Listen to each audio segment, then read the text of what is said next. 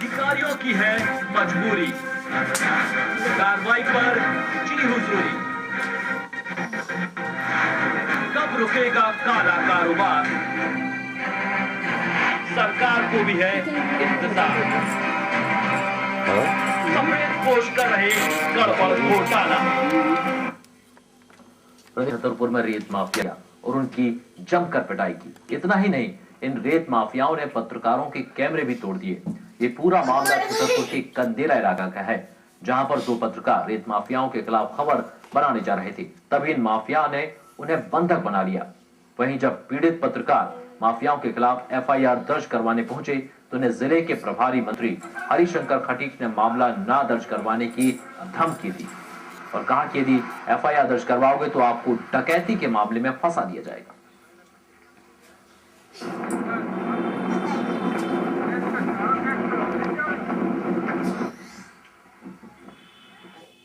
आपको बता दें कि छतरपुर की खबर हम लगातार एसएमबीसी इनसाइट के माध्यम से यहां जिस तरह से रेत माफिया रेत खनन कर रहा है, अवैध उत्खनन यहां पर लगातार किया जा रहा है, वो खबर प्रदेश तह तक में हम लेकर आ चुके हैं और उसी का फॉलोअप हम आपको दिखा रहे हैं कि किस तरह से इस खबर को दिखाने के बाद यहां के भूमाफिया जिस तरह से पत्रकारों के साथ व्यवहार कर रहे हैं और ये पूरी खबर के पीछे जिस तरह से राजनीतिक संरक्षण इन रेत माफियाओं को मिला हुआ है, उसकी एक बानगी देखने में आई जब यहाँ पत्रकार इस खबर को कवर करने जा रहे थे।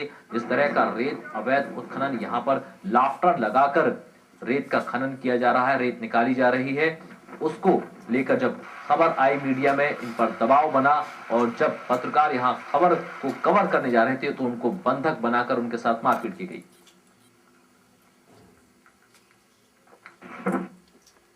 गांव से बांधा जा रहे थे रामपुर होकर के, तो कुछ दिन पहले एक रेत खदान में मैं कवरेज करने के लिए गया था, तो वहाँ से विजुअल ले आए थे। इसके बाद जो है रेत माफिया उन्हें अशोक सोनी और उसका साला मामा नाम से जाना जाता है और बाबा डीन शुक्ला और उसका शंकर शुक्ला उसका लड़का और उसके दो चार पांच अज्ञात लोग, इन्होंने जबरदस्ती हमसे दो बिलोरो, एक आगे लगा दी एक पीछे, और ज़बरदस्ती हमें मोटरसाइकिल रुकवा करके हमें एक गाड़ी में डाल के ले गए और मारा पीटा।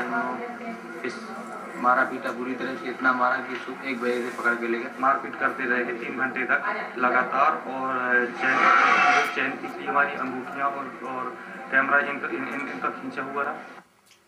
तो अभी समाचार पत्रों में भी पढ़ा और अभी जो जिसके साथ मारपीट हुई उनने भी मुझे बताया, पत्रकार का किसी नाम मालूम नहीं है, लेकिन अगर रेत खदान पर पत्रकार के साथ ऐसा हुआ है तो उसको मैं गलत मानती हूँ और इस तरह से नहीं होना चाहिए। मीडिया भारत का चौथा स्तंभ है और मीडिया जो चीज़ें उजागर करता है उनके साथ ऐसा नहीं होना चाहिए। इस बात की मैं घोर निंदा करती हूँ। जिले के प्रभारी मंत्री का फोन आ रहा है, दबाव आ रहा है कि एफआई मत करो, रिपोर्ट वापस ले लो। अगर ऐसा दबाव प्रभारी मंत्री जी का आ रहा है तो मुझे लगता उनको फोन नहीं करना चाहिए, न उन्हें दबाव बनाना चाहिए, न उन्हें रिपोर्ट वापस की बात करना चाहिए, क्योंकि मुझे मालूम नहीं, मैं आपसे सुन रही हूँ और क्या सही है क्या गलत है, लेकिन दबाव नहीं। जिस तरह से यहाँ रेत माफिया अब पत्रकारों को निशाना बना रहा है, निश्चित तौर पर चिंता वाली बात है और इसमें पूरे मुद्दे पर प्रशासन और यहाँ राजनीतिक संरक्षण को मिला हुआ है। हम बात करते हैं, हमारे साथ यहाँ मानवेंद्र सिंह विधायक जुड़ रहे हैं। मानवेंद्र सिंह जी, बहुत स्वागत है आपका। गोविंद सिंह जी हमारे साथ विधायक जुड़े हैं। गोविंद सिंह जी बहुत स्वागत है आपका एसएमबीसी इनसाइट पर। गोविंद सिंह जी, ये जो खबर छतरपुर की है, इसमें जहाँ रेत माफिया के खिलाफ पत्रकारों के बंद करके उन्हें मारा पीटा गया हो और उसमें राजनीति भी की जा रही है और उनके खिलाफ रिपोर्ट दर्ज कराने जा रहे हैं वो रिपोर्ट दर्ज नहीं की जा रही है। तो पूरे रेत माफियाओं का मध्य प्रदेश के मुख्यमंत्री आदरणीय शिवराज सिंह जी का संरक्षण प्राप्त हो, उस पर कार्रवाई होना संभव नहीं है। मुख्यमंत्री जी ने अपने चहेतों को और ठेकेदार माफियाओं को, खदान माफियाओं को पूरा खुला संरक्षण दे रखा है। पूरे प्रदेश की नदियां लूटी गई, खनिज संपदा पूरी लूट ली गई है। पिछले कई सालों से 200 सालों में जितनी रेत नहीं उठी होगी उतनी रेत पिछले 5-6 साल में उठ गई। रेत के अलावा भिंड जिले में भी यही हाल है, रोज गोलियां चल रही है, माफिया राज फैला हुआ है। और आज आपने देखा अनिल माधव दवे जो राज्यसभा के सांसद है भारतीय जनता पार्टी के, उन्होंने भी कहा कि मध्य प्रदेश में अधिकारी नेता और रेत खनन के माफियाओं का मतलब पूरा माफिया राज हो गया, सत्ता पर हावी है जो आज ही के उसमें छपा हुआ। जब उनके सांसद तमाम विधायक मंत्री विधानसभा में प्रश्न लगा रहे हैं ध्यानाकर्षण के माध्यम से पिछले 5-6 वर्षों में जो मुद्दे को रेत उठा रहे हैं, जब शिवराज सिंह जी मुख्यमंत्री के परिवार के लोग जब अवैध उत्खनन करेंगे उनके रोकना संभव नहीं। जी गोविंद सिंह जी, यहाँ हमारे साथ जो पीड़ित पत्रकार हैं उदय अवस्थी, वो भी जुड़ रहे हैं। उदय अवस्थी जी, बताएं किस तरह से आपके साथ घटना को अंजाम दिया गया और उसमें कौन से राजनीतिक चेहरे हैं जो शामिल हैं? हाँ उदय बोल रहा हूँ जी। हाँ, तहत क्या हुआ कि आरटीआई के तहत कुछ दस्तावेज हमारे साथी पत्रकार मतलब जो है मैं पांडे जी ने निकलाए थे जी। उनके साथ हम लोग बांदा जिला जा रहे थे।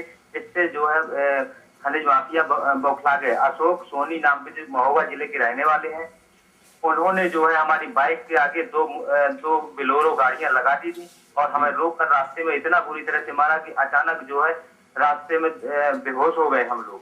यहाँ से लेकर टांगे वो जबरदस्ती हमें खदान में ले गए तंबू में, वहां जो है 4 घंटे तक हमें बांध कर रखा। और इसके बाद भाजपा के कुछ नेतागण वहां अचानक आ गए। उनका कोई खाने पीने का प्रोग्राम था, तो उन्होंने हमको देखा कि पत्रकारों को तुम लोग क्यों बांध के रखे हो, तो उन्होंने हमें छुड़ाया तो जरूर, लेकिन कुछ रास्ते से हम लोग उनकी गाड़ी से उतरकर, क्योंकि वो यूपी ले जा रहे थे, यूपी ले जाकर के हमें फर्जी मामलों में फंसाने के लिए। जी, तो बीजेपी के कौन से नेता हैं, इनके नाम आप जानते हैं? हाँ, यहाँ के जो बारीगढ़ ब्लॉक अध्यक्ष है अवधेश यादव, उर्मिला यादव है उनके पति है अवधेश यादव। उनका कहना है कि एक जो खदान है अकंदेरा रेत खदान है, इसमें प्रभारी मंत्री जी पार्टनर है जी। और हमें बार बार जो है मतलब हरिशंकर खटीक जी वो पार्टनर है और ये जान से मतलब हमें धमकाया जा रहा है। हम कि अपना आवेदन वापसी ले लो। उनके जो हमारे साथ में पांडे जी थे, उनकी चैन, घड़ी और 2 अंगूठियां उन्होंने छीन ली है। हमारा कैमरा तोड़ दिया है, हमें मारा है पूरी तरह से। हम जख्मी है, हमारे कोई सुनने वाला नहीं है। सभी बेहोश बार हम बेहोश हो जा रहे थे। जी आपकी बात उदय जी, आपकी बात इस समय हमारे साथ जुड़े हुए डॉक्टर गोविंद विधायक हैं कांग्रेस के, हम उनके सामने रखते हैं। गोविंद सिंह जी, क्या कहना है, जिस तरह की ये पीड़ित पत्रकार बता रहे हैं कि यहाँ उनको एक तंबू में बंद कर दिया जाता है, वहां से बीजेपी नेता उनको लेकर उत्तर प्रदेश की ओर निकल पड़ते हैं और इस तरह की हरकतें बीच में अंजाम दी जाती हैं और उनके खिलाफ FIR अब दर्ज नहीं की जाती। जब से भारतीय जनता पार्टी की सरकार मध्य प्रदेश में बनी, उस समय से सिलसिला प्रत्येक मुख्यमंत्रियों ने बाबूलाल जी गौर को छोड़ के चालू किया है। पत्रकारों के साथ शिवपुरी में घटना उमा भारती जी जब मुख्यमंत्री थी, उनके भतीजे सिद्धार्थ लोधी ने पत्रकारों को जब अवैध उत्खनन के लिए टीम गई थी, उनको बंद किया था, मारा था।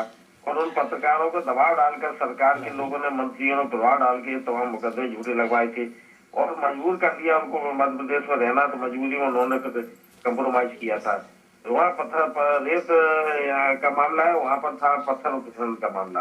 अभी जब मैंने बोल दिया, आज पूरे पुलिस प्रशासन पूरी भारतीय जनता पार्टी की नौकर बन के काम कर रही है। भारत पुलिस का काम केवल हो गया है मंत्री और नेताओं के, भारतीय जनता पार्टी नेताओं मंत्रियों के व्यापारियों को संरक्षण देना, उनकी सुरक्षा करना और उनको अवैध उत्खनन में सहभागी बनना।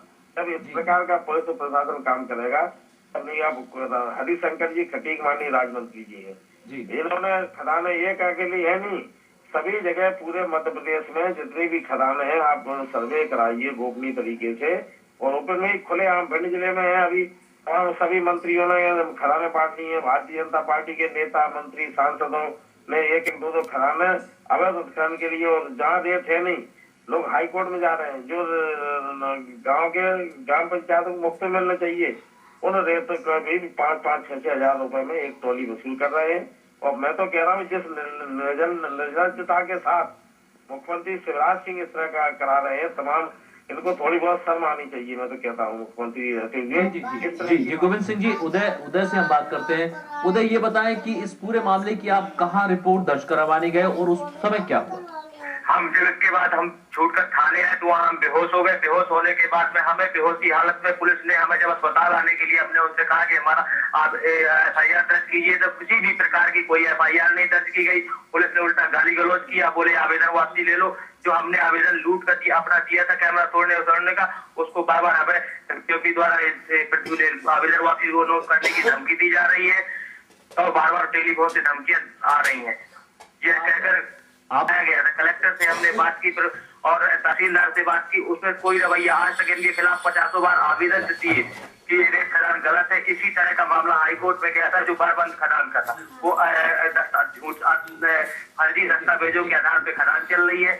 इसी मामले को लेकर के आज हम लोगों की, और दूसरी चीज, आज तक कोई मेरी यहाँ प्रशासन का कोई भी अधिकारी है नुमाइंदा यहाँ खबर लेने अस्पताल में नहीं आया। मशीन यहाँ कहाँ जाए तो आखिर हम कहाँ जाए, किससे सुनाए? जी गोविंद जी, आपसे जवाब चाहेंगे, जिस तरह से इन पत्रकारों के साथ ही घटना को अंजाम दिया जा रहा है, किस तरह की कार्रवाई आप अपनी ओर से चाहेंगे कि इसमें की जाए?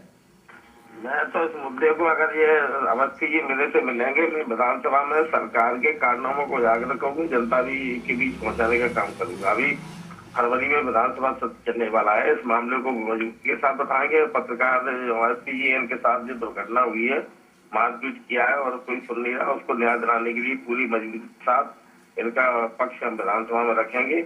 और मैं तो कहना चाहता हूं कि अब जनता 9 साल में सत्ता में बैठे भारतीय जनता पार्टी के लोग मदान हो गए सत्ता के मत में।